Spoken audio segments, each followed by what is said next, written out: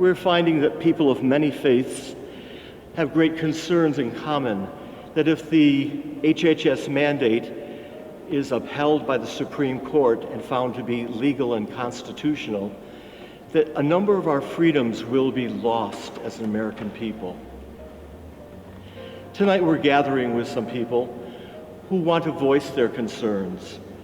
The Bishops' Council has asked that the laity take an active role in looking at this issue, that the laity speak out against the injustices that they see, and ensure that religious freedom is continuing to be a hallmark of our country.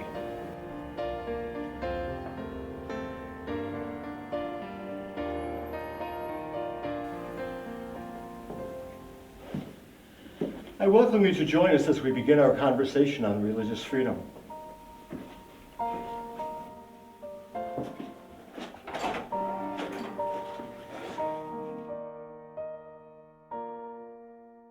Good evening. I'm Deacon Claude Lester. We're meeting here tonight at St. Mary's Catholic Church in Canandaigua to discuss freedom of religion as provided for under the First Amendment of the Constitution of our country. In the background, you may hear our choir practicing. They're in the church proper. We're in the basement. So it's just a symptom of the busyness of this parish. In recent months, the White House, under President Barack Obama, has proposed legislation that would require the Catholic Church to provide insurance coverage for birth control and abortifacients for its employees. The constitutionality of this issue is being tested by the Supreme Court at this very time. If the legislation is found to be lawful, it will force the Roman Catholic Church to act against its beliefs. In this attempt by the White House, an erosion of our rights as outlined and guaranteed in the United States Constitution is being threatened. With me tonight are three friends who have gathered, all who feel strongly about the issue. To my right is Margaret, and I'll let you introduce yourself. My name is Margaret Preston, and I'm of the Protestant belief, and I'm here to speak my heart about the religious freedoms that we are quickly losing in this country. Thanks, Margaret, for being here. Clay. Hi, I'm Clay Lynn. I have no formal affiliation. However, I feel strongly in the Constitution and the Bill of Rights and our protections and our ability to practice our religion, whatever religion it is. And I went to Arizona State University. I have a degree in justice studies. I have a little bit of education in constitutional law, legal reasoning, substantive criminal law, and criminal procedure. To my right is Liz. Hi, I'm Liz Gilgis, and I'm the mother of 6 children, and this month I'll be married 21 years, and I'm a parishioner at St. Mary's. Okay, here's the first question, guys. Is this legislation constitutional or unconstitutional as you see it? It's unconstitutional. Why would you say so, Margaret? Well, I was just going to say that I'm not a constitutional authority, but I've been doing enough of things over the last few years, particularly watching our rights being eroded, and I've been learning about the Constitution. And what I've watched in this HHS mandate is it's strictly unconstitutional. There's very little about it that is constitutional. Okay. Clay, where do you come down? It's clearly an unconstitutional infringement on the First Amendment, and I feel very strongly about that. And there's many reasons. The first being the issue at Walter Reed, where there was a policy that was implemented recently that I found out about. And in that policy, there was the policy that came down prohibited any member to go visit their family at Walter Reed after their husband or wife or brother or sister came back from combat and was in Walter Reed recovering, maybe lost a limb, potentially dying. And the policy prohibited family or family friends from bringing any religious book or material in to see the family. And that was quite disturbing to me for many reasons. You've got soldiers who've served this country from whatever faith. And for the Catholics, for example, what would happen if you can't bring religious material into the Walter Reed Medical Center to go pray for your loved one? Is there a potential where that loved one, if passing away, couldn't be given last rites? And the intention of our forefathers was not to prohibit that. This country was founded on the freedom of religion, and people came over here to escape that type of thing. Exactly. So we'll talk a little bit more about that in a couple of minutes. Liz, where do you come down on this? I also believe it's unconstitutional. I believe our country was founded with freedom of religion, not freedom from religion. And I believe that the government putting pressure on different religious faiths so that they cannot follow their convictions is unconstitutional. Okay. That's why our country was founded. Okay, thank you all. It's clear that all the members of this table see this as an erosion of our freedom, one of our liberties. Why should people of other faiths, do you think, other than Roman Catholics that seem to get the majority of the press of opposition, have concerns about this? How do you see that impacting not just the lives of Catholics, but all people of this country? I'd like to address that. The Catholic Church represents Christianity to the non-Christian world. And if the Catholic Church can be brought to its knees, it looks like Christianity has been cut off at the knees. But we are burying our head in the sand if we really think that that's what it's about. It's not the Catholic Church that they're after. They're after the cutting off of the freedom of religion, the freedom to our First Amendment right. And if the Catholic Church does go down, which it won't, the mountain is very slippery. The rest of us go down from then. And Liz, as a Catholic, how do you take this and expand your sensitivity past the teachings of our tradition? Well, I believe it's not a Catholic issue because it's really about the dignity of the human person. It's going about the dignity of life. That's what it really comes down to.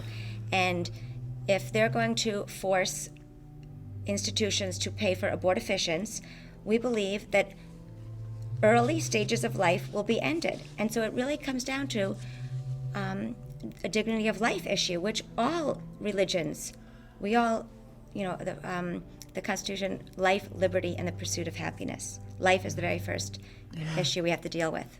Yes, yes. Clay. The First Amendment allows for the freedom to practice any religion, no matter what type. And practicing your religion, you have to be consistent with the principles of that religion. And forcing the Catholics to pay for abortion, contraception, if their belief is that in paying for it, they're just as guilty of committing a sin, then, it should not be done. It should not even be considered. There's many, many religious groups in this country that have been permitted to commit what in our society we would consider a violation of law.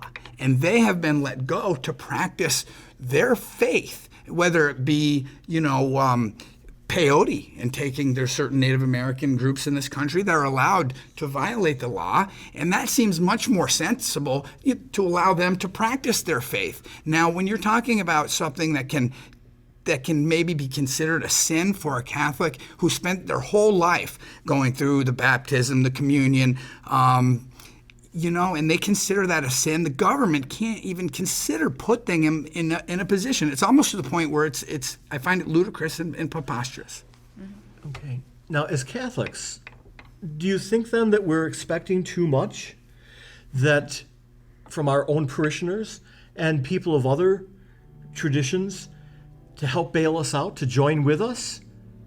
Should our Catholic/Christian notions of freedom, are they simply outmoded?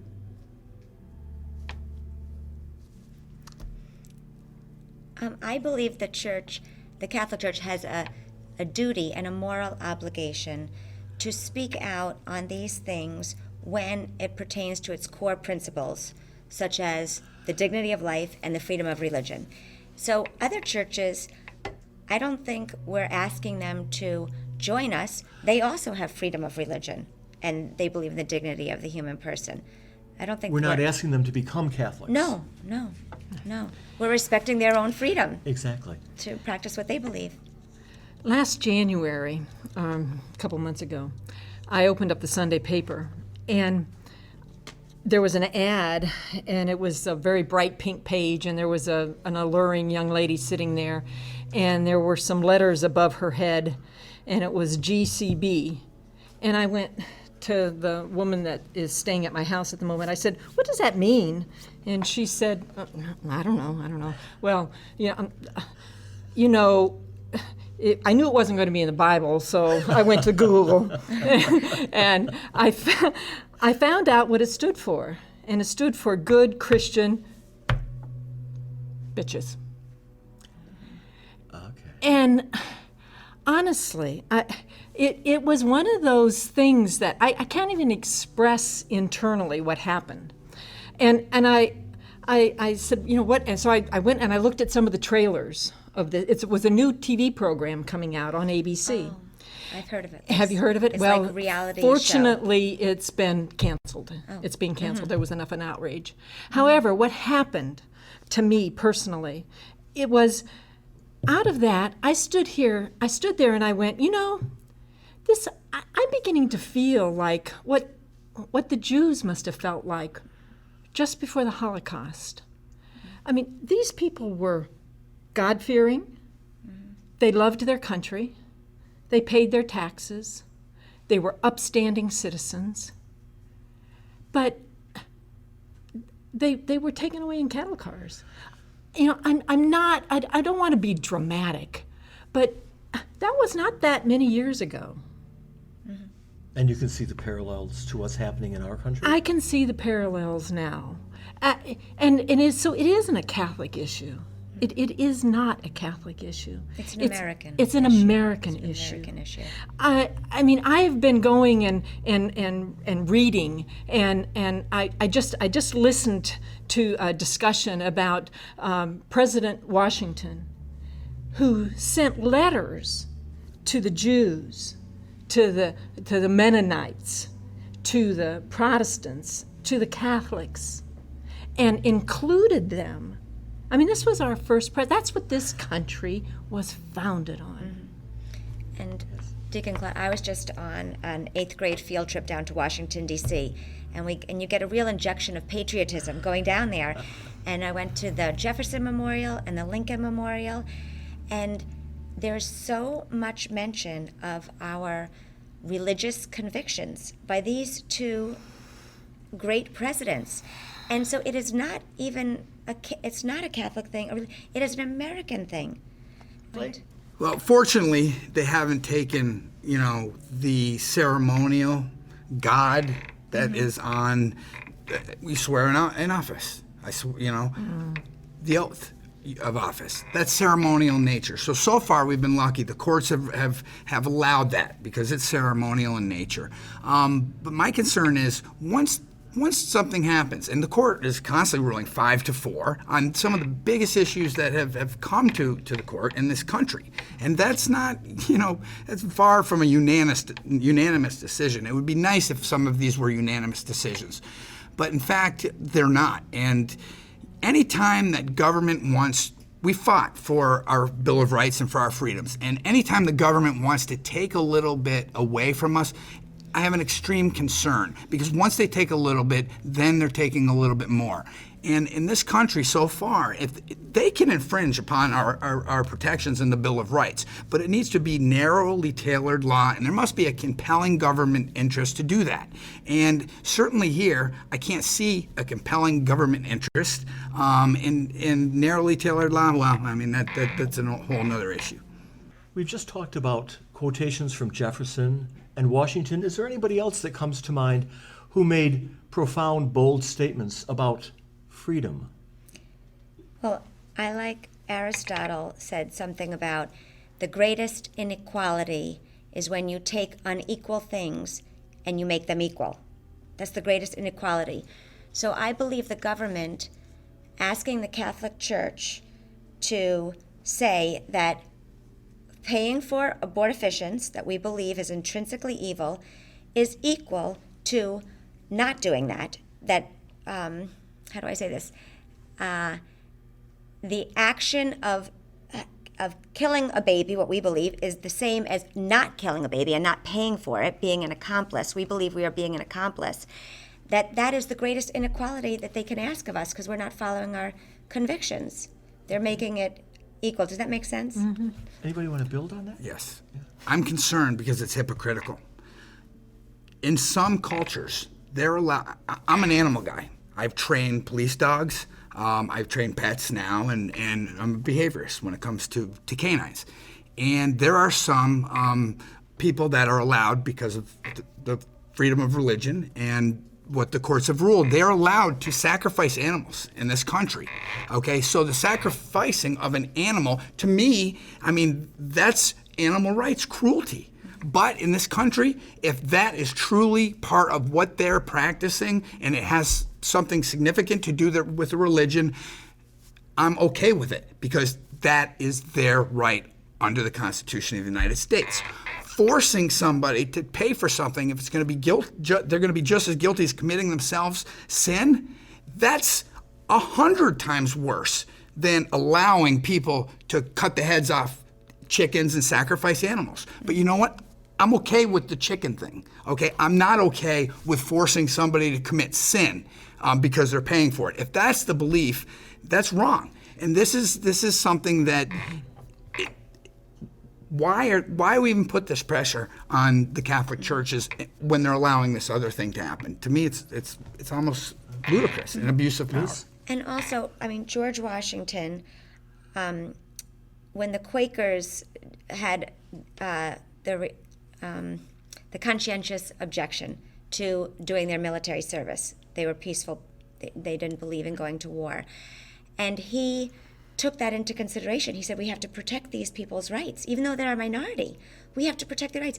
And so even though many Catholics they use contraception and they're not against abortion, they're pro-choice, we have to do something to protect the minorities. And I'm in the minority. You know? The job of the government is to protect the rights of the people. Mm-hmm. This HHS mandate is not doing that. It's taking away the rights of the people. It's not just a Catholic thing. I mean, I walk in the marches. I stand and I pray in front of abortion clinics. It is not a Catholic thing. We're on a slippery slope. We're on a very fast, slippery slope. And the great respect that we all have for the sanctity of life crosses religious boundaries. Yes, it does. Particular traditions like the Roman Catholic has some very strong and particular teachings, but it's not isolated or limited to Roman Catholics. We've talked about a lot of things, but if you had to kind of take all that we've been saying and kind of reshape it into a sentence or two, what would you say? My rights are self-evident, and that's what the Constitution says. That's what, and my personal opinion is the government did not give me the right to worship God.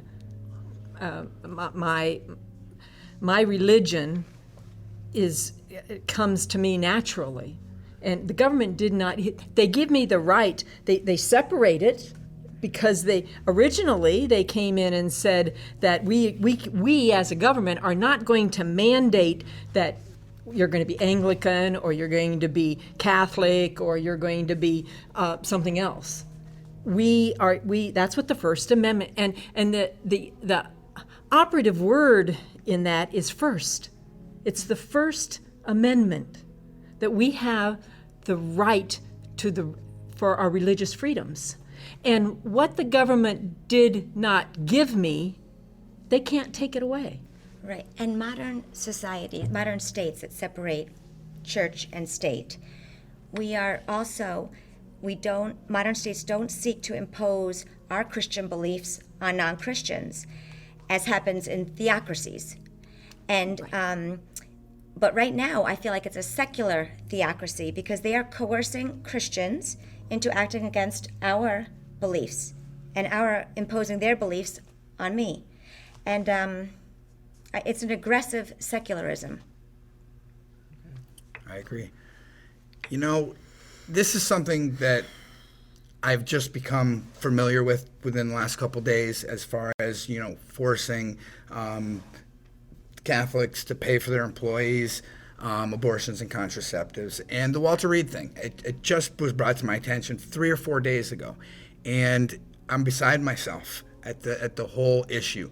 And, the ACLU gets involved with a lot of issues. And this is one that they need to get involved with, because are they singling out a group? I don't know. But it certainly does not seem equitable. It's not being spread across the board. It is an infringement, and it's clearly an infringement. We should be able to practice our beliefs as long as it's not interfering with anybody else. The separation of church and state, part of it is, to prohibit government entanglement. Okay, it's not clear. There's always going to be some type of intermingling with the separation of church and state. But the entanglement previously has been prohibited if you look at some other cases. In this case, there's some entanglement going on, and we need people to be more informed. Thank goodness for the person who brought it to my attention on the Walter Reed issue and the not bringing religious studies in to pray for their loved ones that have fought for this country. It's almost to the point where it's just preposterous. Absolutely preposterous. I want to thank the three of you from very different points of view, and yet very much a common ground that we share, a common concern, because we're all Americans. So thank you very much. Thank you. Thank you.